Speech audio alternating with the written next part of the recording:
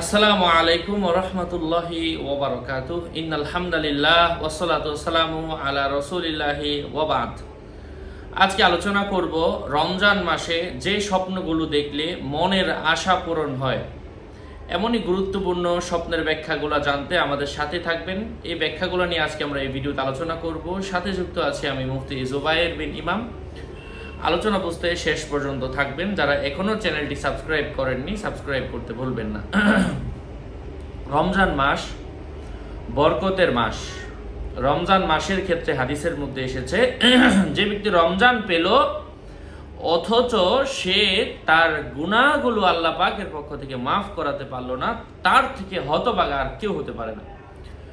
সম্মানিত প্রিয় উপস্থিতি, এই জন্য রমজান মাস রহমত এবং বরকতের মাস। রমজান মাসের প্রত্যেকটা সেকেন্ড গুরুত্বপূর্ণ। আমরা আল্লাহ পাকের কাছে বেশি বেশি মাফ চাইব। রমজান মাসে আমল করলে যেমন সওয়াব, গুনাহ করলেও এমন বেশি গুনাহ। ঠিক রমজান মাসে কোনো ব্যক্তি যদি স্বপ্ন দেখে থাকে, এবং মূল আমাদের টপিক ছিল যে কোন স্বপ্নগুলো দেখলে মনের আশা পূরণ হয়, ভালো হয়। রমজান মাসে কোনো ব্যক্তি যদি সাদা কাগজ দেখে, সাদা পেপার দেখে, খোলা কাগজ, সাদা কাগজ, পাতলা হোক আর মোটা হোক, তার মনের আশা পূরণ হওয়ার সম্ভাবনা রয়েছে। যদি দলিল লেখার মতো ওই যে ঘোলাটে দলিল অথবা ব্যাংকের চেক যেমন একটু এই রঙের হয়ে থাকে, তো এই জাতীয় রঙেরও যদি হয়, ওইটা দিয়ে আরো দ্রুত মনের আশা পূরণ হওয়ার সম্ভাবনা রয়েছে। তার ভাগ্যে ভালো কিছু লেখা হবে, হয়তো তার বিয়ে হয়ে যাবে, অথবা কোনো চুক্তিবদ্ধ কোনো কাজের ক্ষেত্রে আটকে থাকলে চুক্তিবদ্ধ কাজ পরিপূর্ণ হয়ে যাবে। কারণ এই সমস্ত পেপারের মধ্যেই কিন্তু, এই কালারের পেপারের মধ্যেই চুক্তি সম্পূর্ণ করা হয়। নীল কালারের কোনো কাগজ যদি কেউ দেখে থাকে, এটা অধিকাংশ ওলামায়ে কেরামগণের মতে রমজান মাসে বিয়ে হওয়ার সম্ভাবনা রয়েছে। রমজান মাসে কোনো ব্যক্তি যদি স্ত্রীর সাথে অথবা কোনো স্ত্রী যদি তার স্বামীর সাথে সহবাস করতে দেখে, তাদের মনের আশা পূরণ হওয়ার সম্ভাবনা রয়েছে। ঠিক রমজান মাসে কোনো ব্যক্তি যদি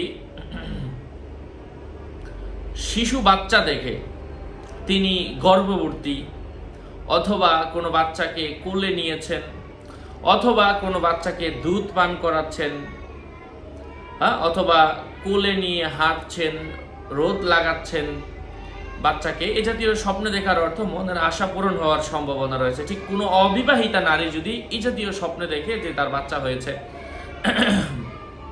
তার বাচ্চাকে কোলে নিয়ে আদর করছে, সে দুধ পান করাচ্ছে, এই জাতীয় স্বপ্নেও যদি কোনো অবিবাহিত নারী দেখে, এর অর্থ হচ্ছে দ্রুত তার বিয়ের পায়গাম আসবে, সুসংবাদ আসবে, বিয়ের ঘর আসবে।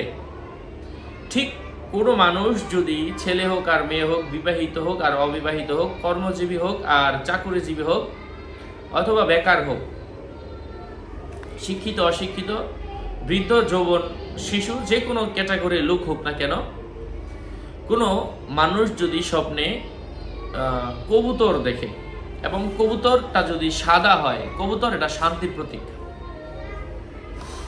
কবুতর দেখা মনের আশা পূরণ হওয়ার সম্ভাবনা রয়েছে।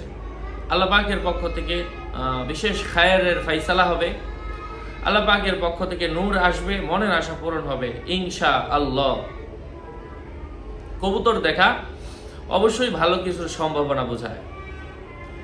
ঠিক কোনো মানুষ যদি স্বপ্নে দেখতে পায় যে সে নিজে কাবা শরীফের হজ করছে, তাওয়াফ করছে, মক্কার মধ্যে নিজেকে দেখলো, অথবা মদিনা শরীফের মধ্যে দেখলো, অথবা সফা মারওয়া পাহাড়ের মধ্যে তাওয়াফ করতে দেখলো,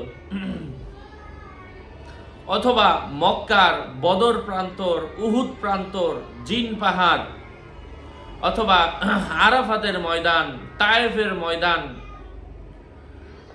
মানে মক্কার গুরুত্বপূর্ণ জায়গাগুলো, এক কথায় এই জায়গাগুলা কোনো ব্যক্তি যদি দেখে, আল্লাহ পাক তার মনের আশা পূরণ করে দিবেন। কারণ ওটা মুহাম্মদুর রাসূলুল্লাহ সাল্লাল্লাহু আলাইহি ওয়াসাল্লামের শহর মক্কা এবং মদিনা। ওই শহরের মধ্যে রাসূল পাক সাল্লাল্লাহু আলাইহি ওয়াসাল্লাম বসবাস করেছেন।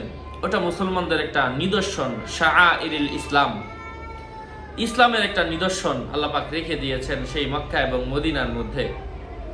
কোনো ব্যক্তি যদি জান্নাতুল বাকি দেখে, জান্নাতুল মুআল্লা দেখে, অর্থাৎ কবরস্থান দেখে, মক্কার কবরস্থান, মদিনার কবরস্থান, যেখানে হাজারো হাজারো সাহাবীদের কবর রয়েছে, এই জাতীয় জিনিস দেখা এটা অবশ্যই ভালো কিছু এবং মনের আশা পূরণ হওয়ার সম্ভাবনা রয়েছে। কারণ ওই যে আগেই বললাম, মূলনীতির আলোকে আমি বলছি, ঠিক কোনো মানুষ যদি স্বপ্নে রমজান মাসে কোনো মানুষ যদি বিশেষ করে দান সদকা করতে দেখে, এটার অর্থ আল্লাহ পাক তার মনের আশা পূরণ করে দিবেন। দান যে কোনো ক্যাটাগরির মানুষকে হোক না কেন, কোনো ভালো মানুষ, খারাপ কোনো নারী, বাজারের নারী যাকে বলে, অথবা খারাপ চরিত্রের অধিকারী, অথবা বিভিন্ন হোটেলের মধ্যে রাত কাটায়, অথবা টাকার বিনিময়ে কিছু সময় বিক্রি হয়ে যায়, এই জাতীয় নারীগুলাকেও যদি কোনো ব্যক্তি, মানে এক কথা বোঝানোর জন্য বললাম যে খারাপ ভালো মানুষকে দান করলে তো মনের আশা পূরণ হবেই, ঠিক রমজান মাসে খারাপ কোনো মানুষকেও যদি আপনি দান করতে দেখেন, হতে পারে আল্লাহ পাক এই দানের উসিলে আল্লাহ পাক আপনাকে মাফ করে দিবেন, আপনার মনের আশা পূরণ করে দিবেন। আপনার দানটা কোন ব্যক্তির হাতে পড়লো ওইটা দেখার বিষয় না, আপনি দান করেছেন এমন একটা সিচুয়েশনের মধ্যে আল্লাহ পাক আপনার মনের আশা পূরণ করে দিবেন। ঠিক আল্লাহ পাকের নাজিলকৃত গ্রন্থ, যা আল্লাহ পাক ইন্না নাহনু নাযালনা যিকরা ওয়া ইন্না লাহু লাহাফিজুন, আমি কোরআনকে নাজিল করেছি, আমি কোরআনের হেফাজত করব। ইন্না আরাদনাল আমানাতা আলাস সামাওয়াতি ওয়াল আরদি ফাআবাইনা আন ইয়াহমিলাহা ওয়া আশফাকনা মিনহা ওয়া হামালাহাল ইনসান, আমি কোরআনকে গাছপালার উপর, পাহাড় পর্বতের উপর নাজিল করতে চেয়েছি, তারা এটার ভার বহন করতে পারেনি অথবা চায়নি, অথবা মানুষ এটার ভার বহন করেছে। যাই হোক, সম্মানিত প্রিয় উপস্থিতবৃন্দ, এই কোরআনকে কোনো ব্যক্তি যদি তেলাওয়াত করতে দেখে, তার মনের আশা পূরণ হয়ে যাবে। আল্লাহ পাক কুরআনুল কারীমকে রমজান মাসের মধ্যে লাইলাতুল কদরের রাতে নাজিল করেছেন।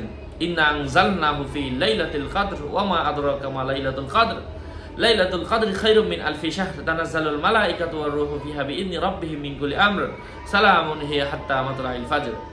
সারা রাত বরকতপূর্ণ, শান্তি, রহমত, বরকত। এই রাতে লাখো লাখো কোটি কোটি ফেরেশতা নাজিল হয়। ঠিক রমজানের যে কোনো সময় কোরআন পড়তে দেখে আল্লাহ পাক অনেক বেশি সওয়াব দান করেন। তাছাড়া আমরা সবাই জানি, রমজানের মধ্যে একটা আয়াত পড়লে, একটা হরফ পড়লে 70 বার পড়ার সমপরিমাণ সওয়াব আল্লাহ পাক দান করেন। এটা হচ্ছে সর্বনিম্ন 70 বার। আল্লাহ পাক যদি কারো ক্ষেত্রে ভালো মনে করেন যে তার আমলনামায় কিছু শর্ট পড়ে যাচ্ছে, আল্লাহ পাক এটাকে বাড়িয়ে 700 গুণও বাড়াইয়া দিতে পারেন, 7000 গুণও বাড়াইয়া দিতে পারেন। তো আল্লাহ পাক এই ব্যক্তিকে ভালোবেসেছেন, তাকে জান্নাতে পৌঁছাবেন। সুবহানাল্লাহি, আল্লাহু আকবার। সম্মানিত প্রিয় উপস্থিতবৃন্দ, আল্লাহ পাক আমাদেরকে এই আমল অনুযায়ী বেশি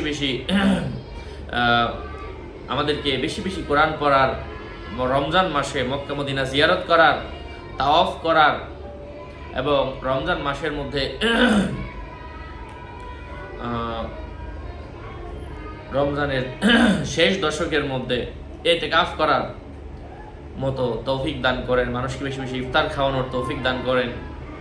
সকলের মঙ্গল কামনা করছি, দীর্ঘায়ু কামনা করছি। দেখা হবে অন্য কোনো এপিসোডে। আসসালামু আলাইকুম ওয়া রাহমাতুল্লাহি ওয়া বারাকাতুহু।